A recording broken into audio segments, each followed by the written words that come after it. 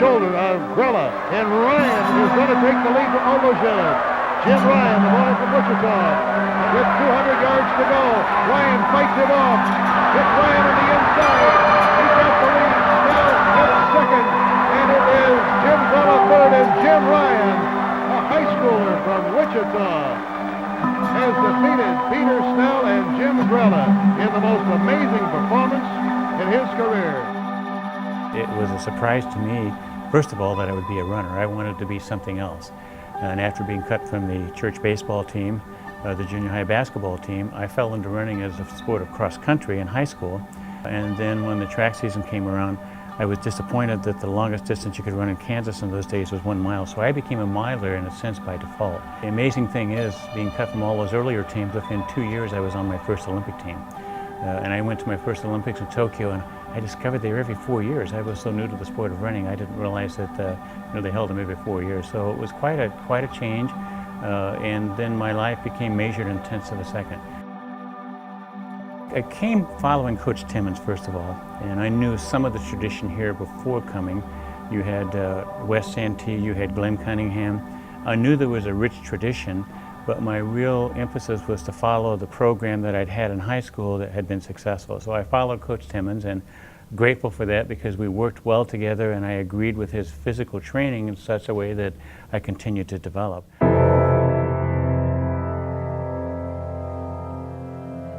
I'd gotten to the point where I thought everything revolved around tenths of a second, and so it was a difficult time, but a very exciting time. You know, as an athlete, and I know that other athletes can relate to this, you train really hard hoping to push the limits further out, testing them, never knowing exactly where they're going to go, and there are times that you fail. And I like to tell young people, failure is one of your best friends because it teaches you a lot more than your successes.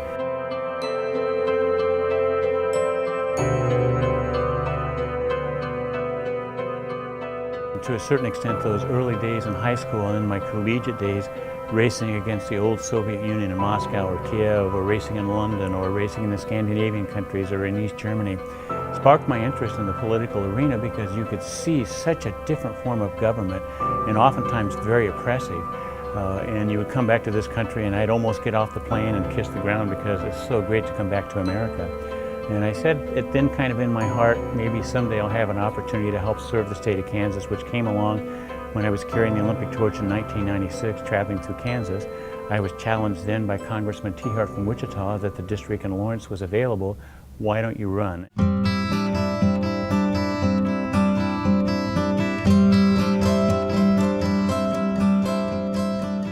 It's a great honor to be a part of a program here. And I'm just pleased that I could be here for the years that I was and carry the state of Kansas, the Jayhawks, and just be a part of the program. It was something even now I reflect on.